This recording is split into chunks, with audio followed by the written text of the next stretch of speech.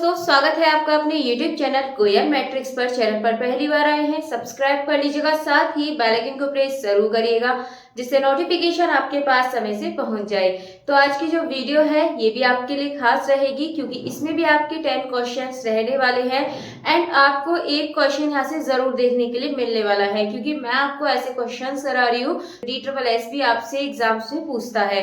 And पहले भी आप देखेंगे तो इस तरह के क्वेश्चंस आपसे पूछे हैं, प्लेलिस्ट बनी हुई है, आप उनको देखिएगा, उसमें प्रीवियस ईयर क्वेश्चंस भी हैं, साथ ही मैंने उसी के बेस पर न्यू क्वेश्चंस भी कराए हैं न्यू सिलेबस के अकॉर्डिंग। तो आप देख लीजिएगा और अगर वीडियो अच्छी लगती है तो प्लीज ज्यादा से ज्यादा लाइक कमेंट शेयर भी कर दीजिएगा। एंड जो क्वेश्चन नंबर 1 है उसका आंसर आपको बताना होगा कमेंट बॉक्स में, साथ ही आपको ये बताना है कि टोटल 10 में से कितने क्वेश्चन सही हुए हैं। एंड जो क्वेश्चन नंबर 1 का आंसर आप लोग कमेंट बॉक्स में बताएंगे, देन उसके बाद लास्ट में आप चेक भी कर लीजिएगा कि उसका सही आंसर क्या था। तो चलिए क्वेश्चन नंबर 1 है आपके सामने। क्वेश्चन नंबर 1 है the divergence of the vector field given by, आपको दे रखा है एफ वेक्टर दे रखा है एक्स स्क्वायर वाई आई plus Z J plus x Y Z के इज, आपको बताना है कैसा होगा। ऑप्शंस आपके सामने हैं तो फटाफट से बताइएगा इसका सही आंसर क्या है। चलिए फिर चलते हैं क्वेश्चन नंबर 2 की तरफ एंड लास्ट में आंसर देखना बिल्कुल मत भूलना।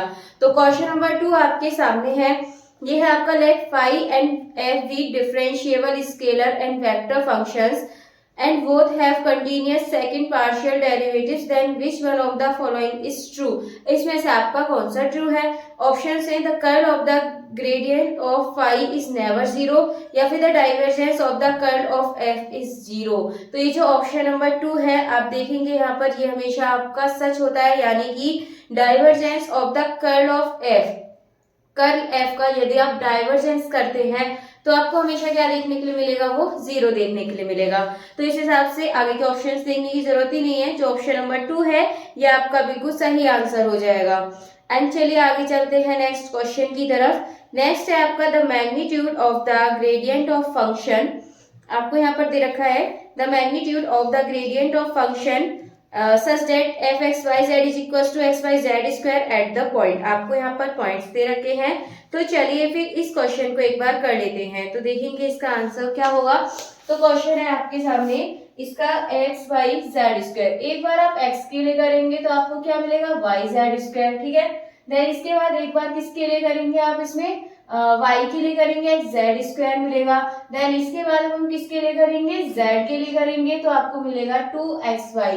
सिंपली आप यहाँ पर इनके पॉइंट्स रख दीजिए 1 0 2, तो 1 यानी कि तो आपका 0 है तो आपका कैसा बचेगा, यहाँ पे लिखते हैं 0 2 की पावर 2 प्लस x कितना है आपका 1 मल्टीप्लाई z कितना है आपका 2 की पावर 2 आ जाएगा यहाँ भी एंड प्लस 2xy यानी कि 2 इंटू 1 इंटू 0, ये आपको यहाँ से मिलेगा। देन आप देखेंगे ये टर्म आपका 0 तो यहाँ बचेगा आपके पास ये, तो इसका जो सही आंसर है आप देखेंगे तो ऑप्शन नंबर 1 4 इसका करेक्ट आंसर हो जाएगा। चलिए ये क्वेश्चन आपका हो चुका है। नेक्स्ट अगले क्वेश्चन की तरफ बढ़ते हैं।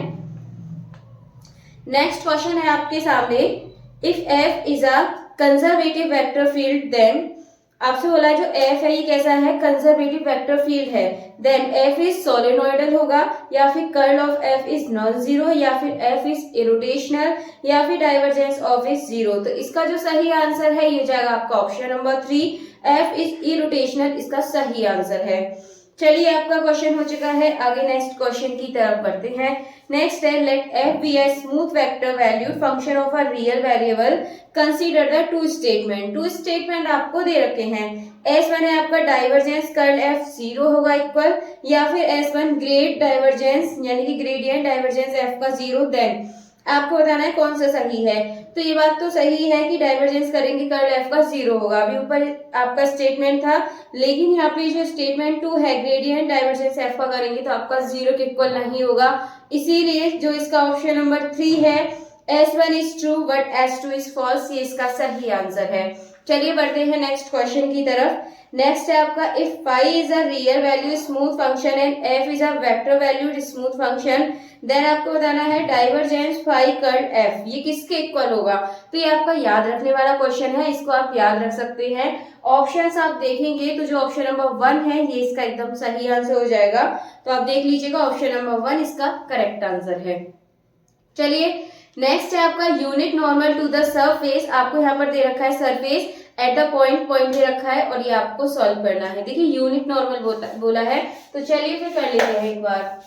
तो क्वेश्चन आपके सामने दे रखा है एक्स स्क्वायर वाई, यहाँ है आपका x square y plus 2xz is equal to 4 and point दे रखे हैं 2, -2, 3 इज ये आपके पॉइंट है। सबसे पहले आप इसका करिए, किसके लिए, सबसे पहले आप कर दीजिए x के लिए। तो i के लिए आपको क्या मिलेगा, यहाँ पर ये x का करेंगे 2xy एंड यहाँ पर आप करेंगे तो ये मिलेगा आपको 2z। अब करेंगे j के लिए, तो j के लिए आप देखेंगे यहाँ पर y वाला एक ही टर्म है तो ये एक्स स्क्वायर बचेगा। एंड अब करेंगे यहाँ पर k के लिए, जब आप k के लिए करेंगे तो k के लिए आप z का करेंगे तो आपके पास 2x बचेगा। ठीक है, ये आपके पास बचने वाला है। अब आपको पॉइंट्स रखने हैं, पॉइंट जब आप रखेंगे तो x ये है आपका, ये यानी कि ये आप x और y की जगह रखेंगे तो कितना हो जाएगा, 2 2 4 2 8 यानी कि -8 हो जाएगा क्योंकि माइनस है। एंड साथ में प्लस 2z का मतलब हो जाएगा 2 3 6 प्लस j, मैं डायरेक्ट कर रही हूँ, अब देख लीजिएगा x यानी कि 2 का स्क्वायर यानी कि 4, 2 का स्क्वायर यानी कि 4 हो जाएगा। देन इसके बाद यहाँ पर आपको करना है 2x का मतलब 2 2 4 t हो जाएगा ये आपका यहाँ पर, तो ये आपको यहाँ मिल जाएगा। अब यहाँ पे इसमें से माइनस करेंगे -2i मिलेगा एंड 4z प्लस 4k ये आपको यहाँ से मिल जाएगा। अब सिंपली आपको कुछ नहीं करना है, यूनिट नॉर्मल बोला है इसलिए आप क्या करेंगे, इसके अपॉन में इसका आप मापांक निकाल लीजिए, कितना होगा वो आप यहाँ पर करिए 2 का स्क्वायर 4 प्लस 4 का स्क्वायर 16 प्लस 4 का स्क्वायर 16 ये मिलेगा आपको √36 और ये आपका होता है 6 के इक्वल। तो अपॉन में आप क्या रख दीजिए, इन सभी के 6 रख दीजिए। ठीक है, जब 6 रखेंगे तो यहाँ से आपका कैंसिल हो जाएगा 3 टाइम, ये आपका हो जाएगा 2 2 4 2 3 एंड 2 2 2 3 आप यहाँ से अगर मैच करेंगे आपका कितना बचा, ये माइनस का 1/3। ठीक है, यहाँ पर आप देख लीजिए 2j/3 और 2k/3। अगर आप ऑप्शन देखें तो जो ऑप्शन नंबर 3 है ये आपका एकदम सही आंसर हो जाएगा इस हिसाब से। चलिए ये क्वेश्चन भी आपका हो चुका है, नेक्स्ट क्वेश्चन की तरफ बढ़ते हैं। अगला क्वेश्चन है आपके सामने, क्वेश्चन है the value of x for which the 3 vector आपको यहाँ पर दे रखे हैं एंड बोला है आर कोप्लेनर, आपको यहाँ पर कोप्लेनर बोला है तो आप सिंपली इसको आसानी से कर सकते हैं। तो क्वेश्चन आपका आसान है, इस तरीके का भी एक क्वेश्चन आपसे पूछा जा सकता है। तो चलिए आप इसको वेक्टर की फॉर्म में लिख लीजिए, तो ये होगा आपका x 3 और 2 एंड ये हो जाएगा 2 2 3 एंड ये बचेगा आपके पास 2 3 और 4 और इज इक्वल्स टू में 0 लिख देना क्योंकि आपको कंडीशन दे रखी है कि आपका कोप्लेनर है। ये x ये हो जाएगा 2 4 जा 8 -3 3 जा 9, ये हो गया -3 लिखिए, 2 4 जा 8 -2 3 जा 6 ये आपके पास बचा। इसके पास ये हो गया आपके पास 2 एंड ये लिखेंगे 2 3 जा 6 -2 2 जा 4 इज इक्वल्स टू 0, तो ये गया आपके पास -x, ये बचेगा आपके पास 2 3 जा 6 एंड ये बचेगा आपके पास 2 2 जा 4 ये बच गया। अब इसके बाद सिंपली आप क्या करेंगे, -6 + 4 ये हो जाएगा आपका -2 एंड जब आप वैल्यू उधर ले जाएंगे तो x इज इक्वल्स टू -2 ये आपको यहाँ से मिल जाएगा। इसका मतलब यदि आप इसका ऑप्शन देखें तो इसका जो ऑप्शन नंबर 4 है -2 इसका एकदम सही आंसर हो जाएगा। चलिए आगे अगले क्वेश्चन की तरफ बढ़ते हैं। नेक्स्ट है आपका if u is equals to आपको दे रखा है then the value of curl grad u आपको आपसे वैल्यू निकालनी है। चलिए फिर करते हैं इसका, आपको ग्रेड u निकालना है।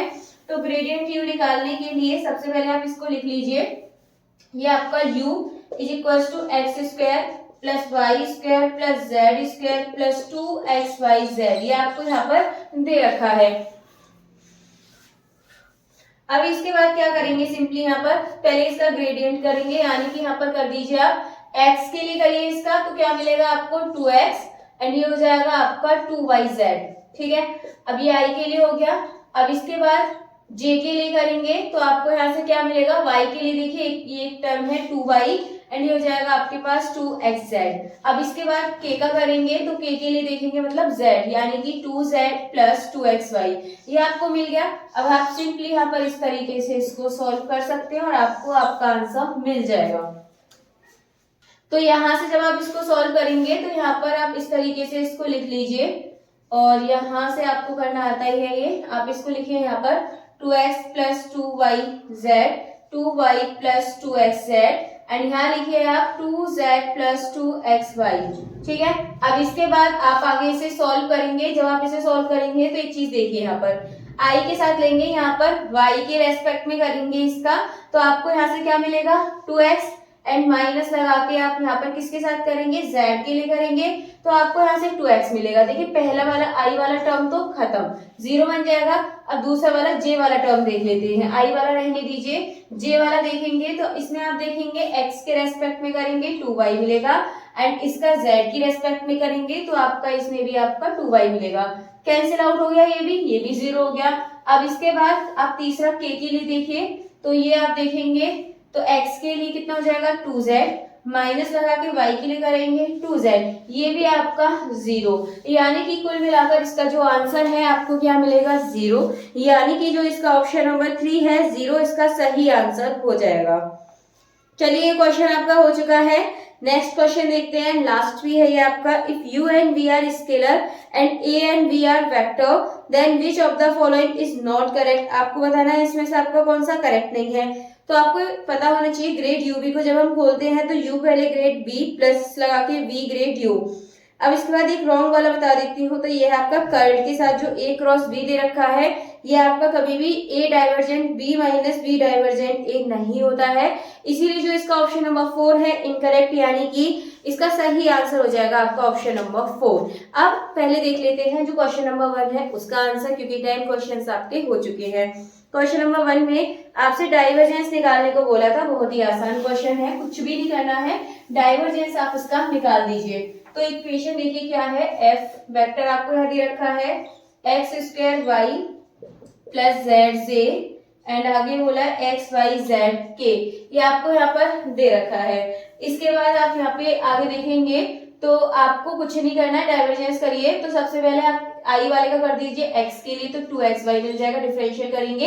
एंड z वाले का y के लिए, तो y तो इसमें है ही नहीं, एंड z के वाले का z के लिए करेंगे तो xy बचेगा। तो कुल मिला के आपका आंसर हो जाएगा 2xy प्लस xy, ये आपका बिल्कुल सही आंसर है। अगर आप ऑप्शन सॉरी मैंने प्लस तो किया ही नहीं, 2xy 1xy हो जाएगा आपका 3xy। अगर आप इसमें ऑप्शन देखें तो जो ऑप्शन नंबर 3 है 3xy, ये इसका करेक्ट आंसर हो जाएगा। चलिए टोटल 10 आज के क्वेश्चंस हो चुके हैं। उम्मीद है आपने क्वेश्चन नंबर 1 का आंसर एकदम सही बताया होगा एंड आपके सारे क्वेश्चन सही हुए होंगे। अगर सभी क्वेश्चन सही हुए तो एक बार कमेंट में जरूर बताइएगा, साथ ही आप ये बताइएगा कि आपको ये सीरीज कितनी पसंद आ रही है। चलिए फिर आज की जो वीडियो है इसको यहीं पर फिनिश करते हैं, मिलते हैं हमारी नेक्स्ट वीडियो में आगे की न्यू क्वेश्चंस के साथ। तब तक के लिए आप ज्यादा से ज्यादा वीडियो देखते रहिए, लाइक करते रहिए, शेयर करते रहिए।